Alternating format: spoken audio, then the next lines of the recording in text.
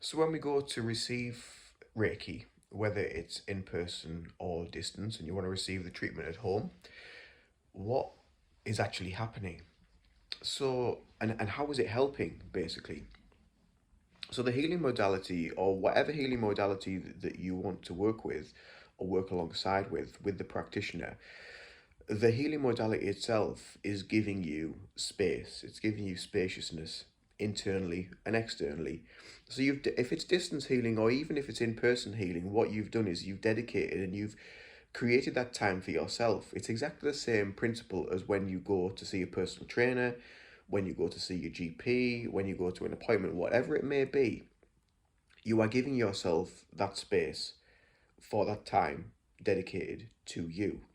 It's exactly the same process when you go to see myself as a practitioner, or whichever other practitioner it may be within that healing modality. They're giving you that space to just be, to just relax, to be able to express what they're feeling, what they're going through. You go through the healing session, you go through with the hands-on healing, you maybe some meditation practice, whatever it might be. But it's giving you that spaciousness to just be and to just be aware of yourself. Be aware of your mind, be aware of your body, be aware of your thoughts. And it's a lot of people, especially with meditation, think that it's about stopping the thoughts, and like really, I must stop this thought, or there's a thought coming in, I need to stop it. And that's totally the opposite thing of what we need to do within meditation. We actually need to just be aware of the thoughts. We don't want to follow the thoughts, but we're just aware of the thoughts, and it's almost like having an external aspect of the thought, so we're not attached to the thought, because at the end of the day the thought is just a thought. It's nothing more. The dangerous part about it is when the thought actually starts to control your life. That's when it becomes deeper. That's when there's a lot more inner work that needs to take place. But if you just have an awareness of the thought and you can just follow the thought, and just be aware of it and just allow it to come and go, then that is a really good starting point to be in. Um, so that spaciousness that we allow, that space that we hold for you, gives you that chance to just do that. Then we may work around your energy centers, your chakras. We might be aware of any cords, we might be aware of any blocks, we might be aware of anything that we need to just clear away energetically. Some practitioners might use sage, some practitioners might use Palo Santo, some practitioners might use sound, some practitioners might use incense. There's all these different things that you can use around a person, around the aura, crystals, energy centers, things like that. And again, they all have an aspect of healing internally within them, because they are helping to, everything is energy, so they're helping to stabilize the energy. The thing about it is not an overnight fix. It's not you go to see a practitioner and you have a Reiki session and that's it. You think you're done and dusted. Although the effects are usually very good, first off, you will feel extremely relaxed. But after time, the your habitual state of being, your overthinking, your mind, your irrational thoughts, whatever it might be, they still slowly will start to creep in. So when we call it a practice, a Reiki practice, a meditation practice, it is exactly that. It's about building a practice. And as a practitioner and a Reiki master and a teacher of various modalities now, it's still my practice every single day. It's still my go-to, my turn to at some point in every day, to give myself Reiki, to give myself that time for meditation. And until we're at that point where we can actually dedicate that time to ourselves every day, once a week, whatever it may be, to build that momentum, to build that discipline, that is where the healing is. It's within the discipline. So it's that very first time you go to the gym, it's that discipline you've given yourself. It's that very first time you go to see a practitioner of healing arts, of healing modalities. It's the discipline. It's that time that you've given yourself.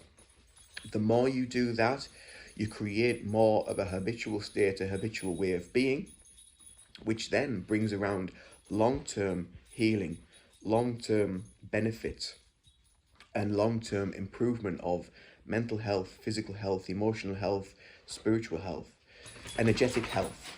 Sorry about the dog rattling in the background, but that's what it's all about. So it's not a quick fix. It's not an overnight remedy.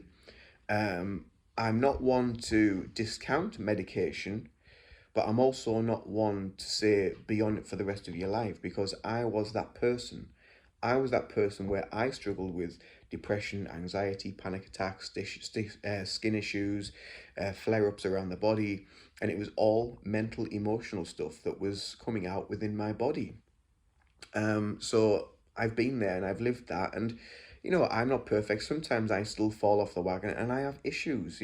Sometimes, yeah, I need to work on myself more than clients or recipients, because there's still stuff that I need to work on internally. Something might trigger me a little bit. My shadow might come up, but it's because we have the awareness of it that we're able to actually work with it. 20 years ago, I wouldn't have had any awareness of it whatsoever. And so it's building that discipline and building that practice. And when you want to step onto that path of healing, whether it's learning or whether it's just being the client, the recipient of the healing practice, that is where the seed is planted. And once you continue that process, the seed grows, it blossoms, and it's taking that step. It's allowing yourself to take that change, make that change. And nature that is around us is a perfect teacher of change. Every year the trees change. They lose their leaves. They let go of what they don't need anymore. In the spring, they bring back growth. Um, we have night and day. There's always change. There's always transition, and we can't grow. We can't develop until we take a look at ourselves and we think, right, okay, we need to take that step. I need to take that step, and that's where I was. I was at the bottom. That's when my spiritual awakening started. I was at the very bottom. There's only one way you can go when you're at the bottom, and that is up or off the planet altogether. So, yeah, that is healing. And that is how, when you go for healing, that is what is happening. That is how it will help you. And it's about creating that discipline day in, day out, week in, week out, month in, month out. And eventually, over time, it's a bit like when you're stopping an addiction, when you're stopping smoking. The first, again, there's something I've done. The first few weeks, it's horrendous. It's really, really hard. But over time, it becomes easier and easier because you're creating more of a habitual state. You're getting rid of the habit that you've been hooked to, that hand movement, the inhale of nicotine, whatever it may be, whatever addiction it might be. It's just reducing that habitual state. And it's exactly the same for everything else in life. Just gradually weaning yourself off, really, and creating more of a discipline. The more discipline you create, the more mental strength, mental clarity you evolve into, and more of that healing will take place internally. So it's just something I got asked today, so I thought I'd do a quick video on it and just let you guys know.